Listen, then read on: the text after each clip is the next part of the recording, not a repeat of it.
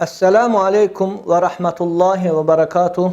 Əziz Minbər TV izləyiciləri, bizi sosial şəbəkələrdə izləyən əziz qardaşlarımız, bacılarımız, böyüklərimiz, kiçiklərimiz. Biz bugündən inşallah sahabə həyatını, Peyğəmbər Əfəndimiz sallallahu aleyhi ve sellemin dostları, yaxınları, yoldaşları, onun dava yoldaşları, onunla bərabər bütün çətinliyə sinə gərən o gözəl insanların həyatından sizə qısaca da olsa məlumatlar verməyə çalışacağıq. Allahın izni ilə sahabə kimdir? İlk sahabələr kimlərdir? Sahabələr hansı çətinliklərlə üz-üzə gəldi? Sanki 21-ci əsrdən 7-ci əsrə doğru bir ekskursiya çıxırıq. Allahın izni ilə. Amma elə bir əsrə gedirik ki, o əsrin adı əsr-i saadətdir. Bütün xoşbəxtlik onun içindədir. Çünki ən xoşbəxt insanlar Peyğəmbər Əfəndimiz sallallahu aleyhi ve sellemin ətrafında olan, onu sevən, sevdiklərini sevən, onun sevincini paylaşan və onunla bərabər olmağa çalışan, gecəni gündüzü bilməyərək səfərdə və yaxud evdə olanda, Məkkədə və yaxud Mədinədə olanda, ən çətin anlarda, savaşlarda olanda nələr lazımdırsa Peyğəmbər Əfəndimiz sallallahu aleyhi ve sellemin həyatı ilə bərabər o sahabələrin həyatlarını incələməyə başlayacağıq. Sahabə həyatını bilmək nə deməkdir? Sahabi həyatını bilmək, Peyğəmbər Əfəndimiz sallallahu aleyhi ve sellemin həyatının incəliklərini də öyrənmək deməkdir. Peyğəmbər Əfəndimiz sallallahu aleyhi ve sellem bir müəllim, sahabələr onun tələbələri. Bu müəllimlə tələbələrin necə görüşdüklərini, onlarla necə tanış olduqlarını, hansı səbəbdən hidayətə qovuşduqlarını,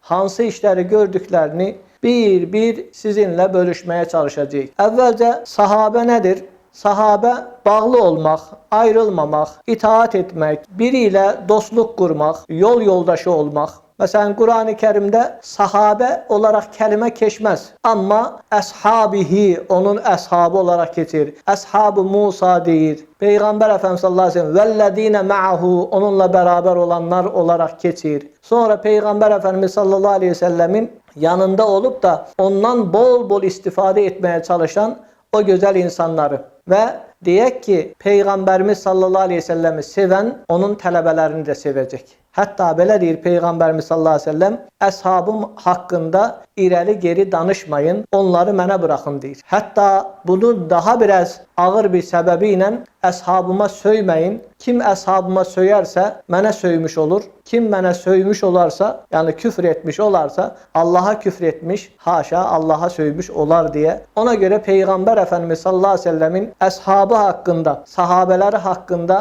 bilgilərə qovuşmaq, bilgiləri paylaşmaq istəyirik. Yəni sahabənin sahabə olduğunu nədən bilirik? Peyğəmbər Əfəndimiz sallallahu aleyhi ve sellemin 40 yaşından sonra, Peyğəmbər Əfəndimiz sallallahu aleyhi ve sellem 40 yaşından sonra 63 yaşına qədər, bu 23 ildə Peyğəmbərimiz sallallahu aleyhi ve sellemi görən, onunla tanışan, müsəlman olan, Peyğəmbər Əfəndimiz sallallahu aleyhi ve sellemin gətirdiklərini qəbul edən insanlara biz sahabə deyirik. Sahabə, məsələn, bugün Peyğəmbərimiz sallallahu aleyhi ve sellemi yuxuda görmək var. Yuxuda görməklə sahabə olunmaz. Peyğəmbərimizi canlı olaraq görmək şərti var. Peyğəmbər Əfəndimiz sallallahu aleyhi ve sellemi, yəni görən mələklər də, cinlər də sahabə sayılır. Peyğəmbər Əfəndimiz sallallahu aleyhi ve sellemin, yəni peyğəmbərlik vəzifəsindən sonra, yəni onu görənlər sahabə sayılır. 40 yaşından sonra. Ondan əvvəl görüb də vəfat edənlər, məsələn, bəzi insanlar sahabə sayılmaz və yaxud onun açıq təbliğini, dəvətini qəbul etmədən vəfat edənlər sahabə sayılmaz. Peyğəmbər Əfəndimiz sallallahu aleyhi ve selləmi görüb də onunla tanış olan və iman üzrə ölmək şərti ilə. Çünki bəzi insanlar oldu, Peyğəmbərimiz sallallahu aleyhi ve selləmi gördü, Peyğəmbər Əfəndimiz sallallahu aleyhi ve sellem vəfat edəndən sonra mürtəd oldu, irtidad etdi, dindən çıxdı. Bu insanlar sahabə sayılmaz. Çünki ölümü küfür üzrə olan insanın artıq əvvəlki müsəlmanlığı silinmiş olur. Hətta Peyğəmbər Əfəndimiz sallallahu aleyhi ve sellem sonra mürtəd olub, təzədən müsəlman olca, bu belə ixtilaflıdır. Çox İslam alimi də bu artıq sahabə titulundan, o sahabə vəzifəsindən düşmüş olur. Sahabənin sayı barədə fərqli rivayətlər var. İmam Şafii rəhmətullahi aleyh 30 mini Məkkədə 30 bini Medine'de olmakla 60 bin dedi. Diğer alimler 100 binden artık dedi. Bazı alimler 120 bin dedi. Hatta bunu peygamberlerin sayıyla 124 bin olduğunu diyenler de var. Ona göre böyle deyirik, 124 bin peygamberlerin özelliğini taşıyan Peygamber Efendimiz sallallahu aleyhi ve sellem'den ders alan, onu gören 124 bin peygamberin yolunu özüne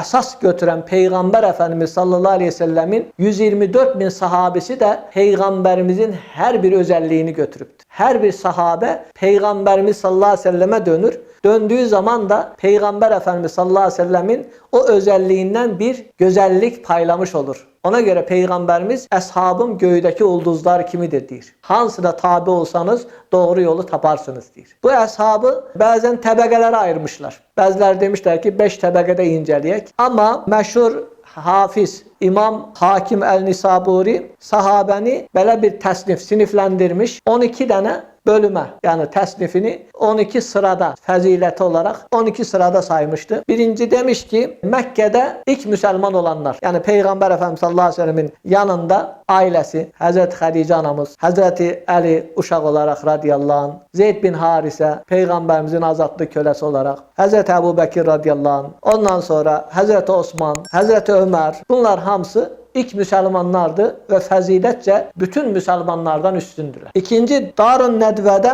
olan Hazreti Ömer İbni Hattab da Darun Nedve'de olanlardı. Ona göre bu təbəqəni sayanda her təbəqədə eyni adam da olabilir. Her təbəqədə farklı adam da olabilir. Yani bütün təbəqələrin, yani necə ki Peygamber Efendimiz sallallahu aleyhi ve sellem cennetteki özellikleri, dereceleri sayanda cennete biri namaz kapısından, biri oruç kapısından, biri sadaka kapısından girir diyende Ebu Bekir radıyallahu anh bütün kapılardan girebilen kimse var mı ya Resulallah dediği zaman Peygamber Efendimiz sallallahu aleyhi ve sellem umaram ki, ümid edirəm ki o sen olasın diye onun fəzilətini söylemiştir. Mesela Darun Nedve'den kimler var? Sa'd bin Ebi Vakkas var. İlk Müslümanlardan Said bin Zeyd var. Hazreti Ömer radıyallahu anh'ın kürekeni diyek, bacısının yoldaşı, yani yeznesi diyek. Sonra Habeşistan'a hicret eden sahabeler var. Cafer bin Ebi Talib bunların içinde. Hazreti Osman, Musab bin Ümeyr, Ebu Huzeyfe vesaire bunlar. Birinci Akabe biatında Peygamber Efendimiz sallallahu aleyhi ve sellem biat edenler, ikinci Akabe biatında biat edenler, hicret yolunda Peygamber Efendimiz sallallahu aleyhi ve selleme ilk karşılayan, Quba mescidine ilk karşılayan muhacirler, Bedir Savaşı'na katılanlar, sonra Uhud Savaşı'na, Hudeybiye katılanlar, Mekke'nin fethine katılanlar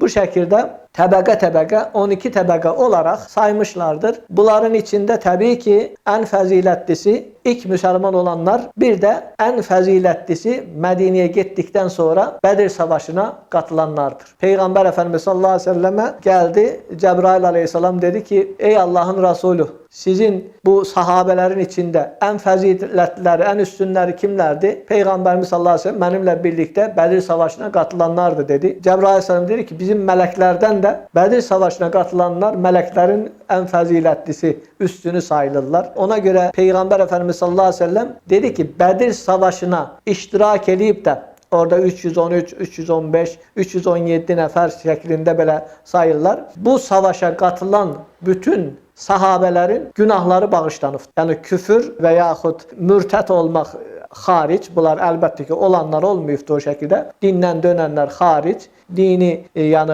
İslamdan çıxanlar hariç hamısının günahları bağışlanıbdır. Sahabenin Məkkəli olanlara muhacir deyirlər. Muhacir, hicret edenler. Medine'de olanlara ensar değiller. Ensar yani yardım edenler. Onların bir özelliği var, bir fəzileti var. Mesela ensar da muhaciri Peygamberimiz kardeş elədi. Muahat deyirlər buna. Muahat, kardeşlik. Bu muahatın içinde, bu kardeşliğin içinde elə kardeşler var idi ki her şeyini bölüşmeye hazır idi. Hatta deyir ki xurma yığımı zamanında, xurma yığdıkları zaman ensar ne ayırdı? Xurmanı bir topaya yığıbdı, başka bir topaya da yığıbdı. Bölecek. Aralarında bir bölü eləyəcəklər. Ensar ne ayırır? Bir yere az xurma yığır, üstüne xurmanın budaklarından, yarpaqlarından doldurur. Üstünü de örtür. Çok görünür. O birini de doldurur, yine onun üstünü örtür. Gelir o muhacir kardeşine deyir ki 2 tane topa yığmışıq. Hansını istəyirsənsə sənin olsun. Adam da təbii ki az olanı götürəcək. Bu mənim olsun, bu sənin olsun deyir. Az götürdüyü çoxdur. Çox götürülən isə